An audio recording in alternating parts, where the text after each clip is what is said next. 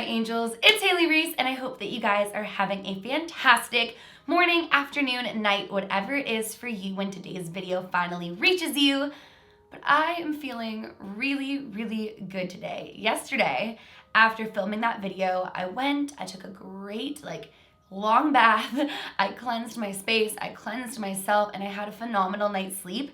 So I'm finally feeling like myself again, and I am so excited to get back into 31 days of Halloween and have 2 videos posted today. So I hope that you guys are really excited. But for today's video, we are going to be talking about a case that I have wanted to talk about for so long.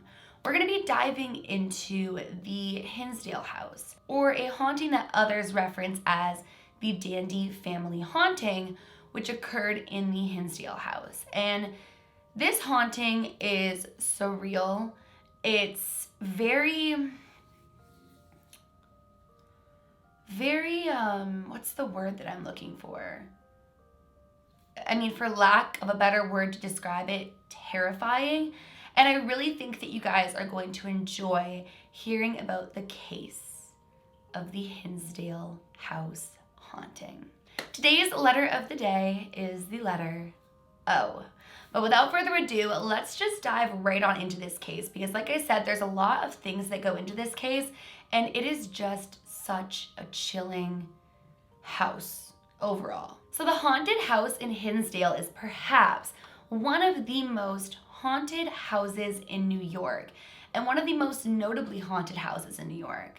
The house is filled with spirits, entities, occurrences, and stories that are just longing to be shared. The haunted Hinsdale house is actually located on McLaren Road and was actually written about in a book called Echoes of a Haunting, which was written in the year 2000 by Clara Miller Dandy, who detailed her family's terrifying experiences while living in that home from July 1973 to October 1974. Now, people had previously lived in this home prior to the Dandy family, although like I detailed to you just a few seconds ago, the Dandy family, or Clara in particular, really brought their story to light.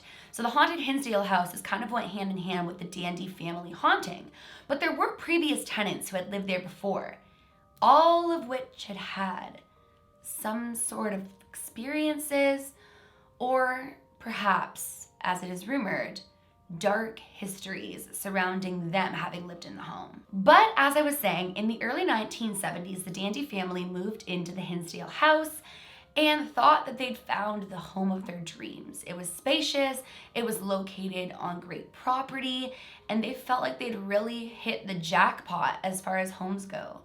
But very quickly, the Dandy family started noticing that they were experiencing some strange phenomena in the home.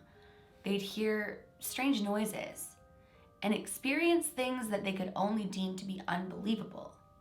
But initially, after moving in, they just kind of attributed it to it being an older home. They thought that the noises they were hearing were just noises of a home settling in, and they thought that their experiences weren't totally paranormal, until things kept progressing and getting worse and worse for the Dandy family. It started out with strange phone calls and poltergeist-like activity. They'd receive phone calls where basically nobody would speak, or they'd hear strange noises coming through, and eventually things would start moving around the house as well. But eventually it would progress into things that weren't so easily explained. It wasn't just noises of a settling house or odd little phone calls. It would become chanting in the woods and whispers in their ears, all the way to full body apparitions forming, that of a woman in white, but even animal hybrid-like entities or beasts were seen along the property, things that almost appeared to be demonic. Then an instance occurred that whenever I think about it, it just puts chills throughout my whole entire body. And that is when faces were seen peering outside of the family home.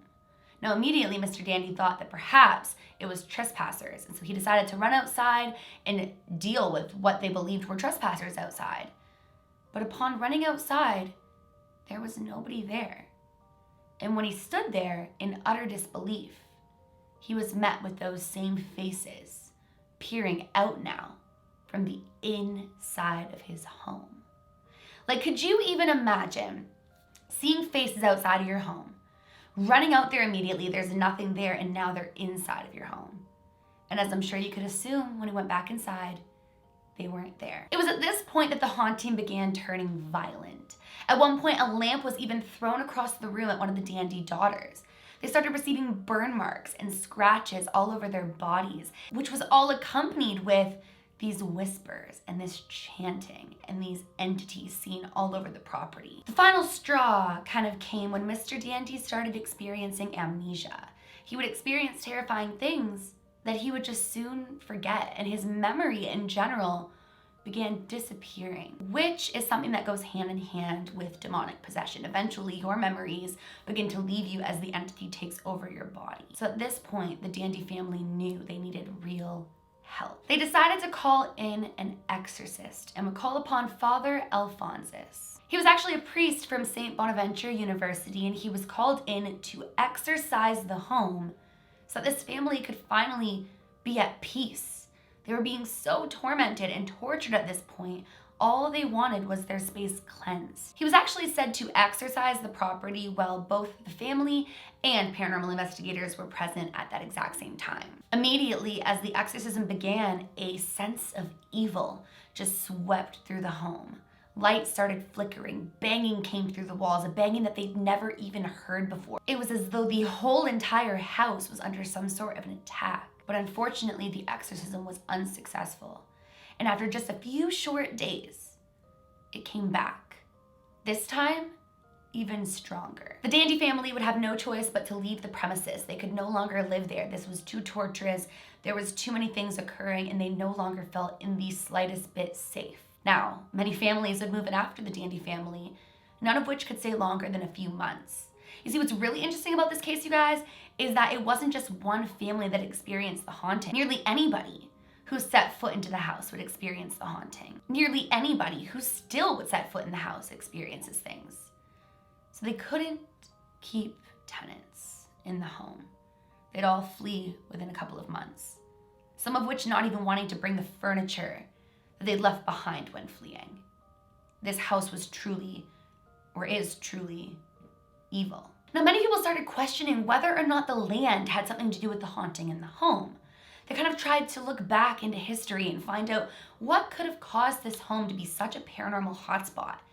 And in doing so, different theories arose, one of which of two brothers who lived in the home previously, who were thought to have been murderers and even stashed bodies on that property, in that home. Some people think that a shaman burial site is located just above the haunted Hinsdale house, and others believe that around 1,100 natives were murdered on the premises as well. But whether or not any of these things are truly true, or whether or not they're the cause of the haunting, nobody really knows. The last people to actually physically live in the Hinsdale house were Joe and Florence Misnick. Now, they'd later pass away very close to one another, but it's thought that they didn't really experience much paranormal activity in the home. In fact, some believe that they'd made some sorts of pact with whatever was in the home. Some say that they went in and they said, listen, we're not leaving. So whether you like it or not, we're gonna be here. We'll leave you alone, you leave us alone, all is well. But nobody really knows if that truly happened. Either way, they did live in the home up until their passing, and it seemed as though they enjoyed living in the home. A man named Daniel Clays actually purchased the home in 2015 to restore it and make it functional again. And to this day, while he doesn't live there and the Hinsdale house is no longer a place of residency, he does allow paranormal investigators to come in and investigate the space. Daniel believes that this place is incredibly haunted and has had plenty of experiences of his own. In fact, you guys, even paranormal investigators who go into the space still get physically attacked and have very overwhelming experiences. The scratches, the whispers, the hauntings, it's all still very real. And yet nobody knows why exactly the home is so haunted.